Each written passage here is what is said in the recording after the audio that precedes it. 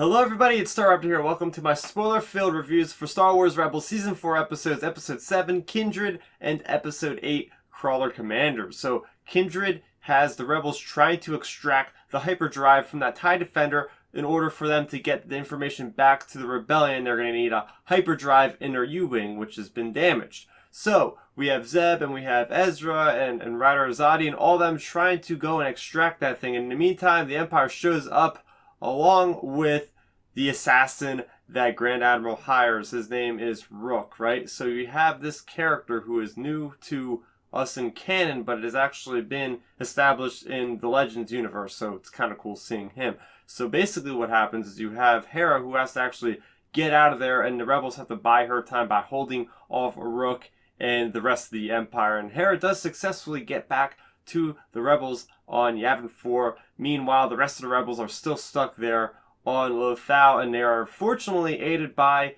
Ezra's connections with those Lothals that we found out in the last episode. So it's neat seeing how they kind of get incorporated into the story, and they're more of a mystical version of the Force. So getting into the specifics of things I liked about this episode. First off, I liked seeing more of that relationship between Kanan and Hera, and they're thinking about, or at least Kanan is thinking about, what happens when they defeat the Empire. What's going to be between her and him? Are they going to have some kind of relationship? And they do end up having a kiss, so it's finally nice to see that happen.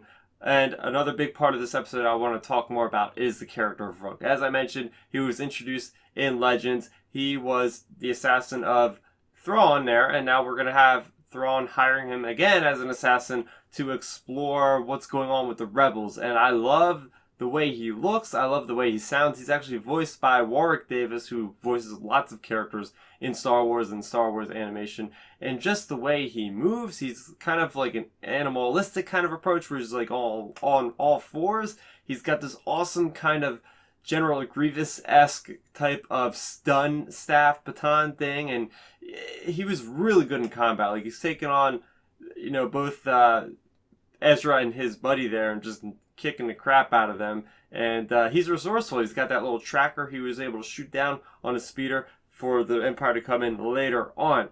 Another thing I liked about this episode was seeing more of the connection between Ezra and the Lothwolves. Now, last episode, we did find out that only Ezra was able to see them, but in this episode, apparently everybody was able to see them, so I'm still a little bit misled. I don't know if they're going to address that in future episodes, but I was a little bit confused.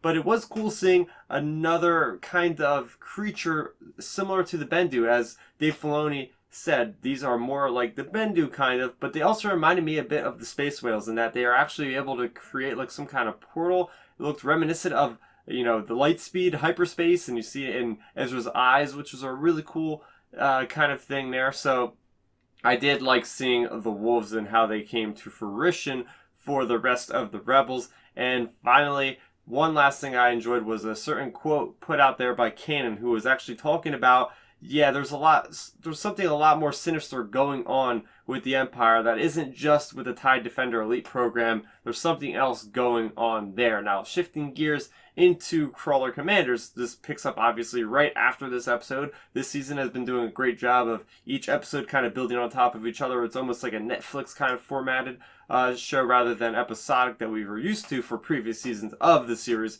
So this is all about the Rebels that are still on Lothal. We have them trying to get a communication out to Hera to try to have her come back and save them or start a battle or something like that. In the meantime, you do have Hera, who is back on Yavin 4, and she is trying to get the Rebel Alliance to have an attack on Lothal. She brought back the information from the TIE Defender. They find out there's even more crystal information on there, and it's imperative for them to destroy this TIE Defender factory because those fighters are just going to tear the Rebel Alliance apart. So that is basically the episode in a nutshell. We do have the Rebels able to send out that communication, and it seems like the Rebel Alliance is going to have their first kind of unified attack on a planet that wasn't Scarif, which is going to be pretty interesting to see how that follows through in the mid-series finale, which I believe is next week. So getting into specifics that I enjoyed about Crawler Commanders. First off, I like seeing that we now have motivation for the Rebels to actually attack Lothal other than just for Ezra's selfish reasons. Of course, there's innocence there, so it's not completely like his selfish motives, but it is neat seeing that the rebels are still actually trying to argue with themselves. They're still not 100% on board with attacking the Empire with the resources they have, which is incredibly small to the amount of almost unlimited resources that the Empire has. I also enjoyed seeing that fight scene between Zeb and that Trandoshan foreman there on that mining guild ship. Very cool fight. Very just, action heavy, obviously, with the hand-to-hand combat. You see how they're both like very ambidextrous. They're hanging from catwalks, kicking each other. So pretty cool there. Something I also did enjoy as well was seeing more of the mining guild. I mean, that was kind of in the previous season, so it's always interesting seeing them taking organizations from previous seasons and kind of putting them in here, so it's more of a transitional kind of approach. There was one negative I had about this episode, and it was the stormtroopers being incredibly stupid and idiotic. They were able to check one compartment, but they couldn't check the other one for where the rebels were in. I mean, they're just so incompetent, and it's just, okay, we get the idea stormtroopers are stupid, but yeah, you're making them even more stupid like this. It's just like, oh, come on.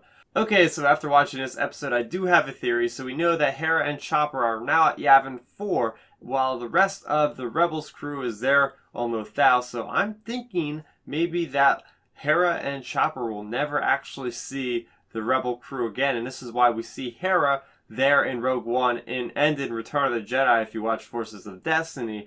It seems like the most opportune time to keep them split up because they're already split up. So does that mean that everybody on Lothal is going to be killed? Because we do find out in Crawler Commanders that there is another plan for Lothal, and they have a plan put in place for all the Imperials, I believe, are going to evacuate Lothal.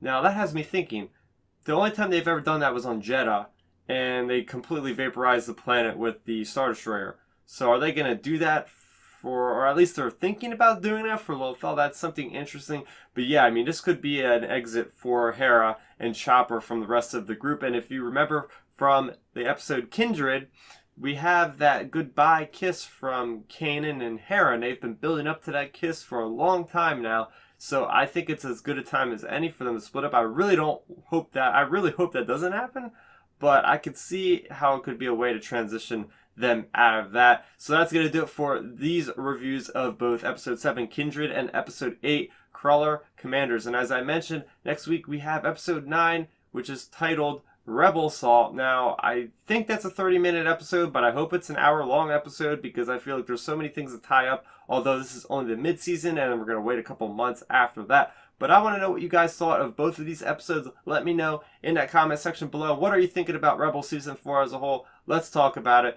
And if you are new to the channel, I have plenty of other Star Wars content, but I also have other content such as my Thor Ragnarok review, so make sure you check that out. I'm Star Raptor, thank you for watching, and may the Force be with you always. Thanks for checking out the video. Please hit that thumbs up symbol. It helps me know that I'm making content that you guys enjoy. And if you enjoyed this video, I also included 2 videos down below you guys should check out. And please consider subscribing to this channel. It helps support me, and it notifies you guys of when I get new videos up on the channel. You can also contact me on Twitter, Facebook, and Instagram at Star Raptor.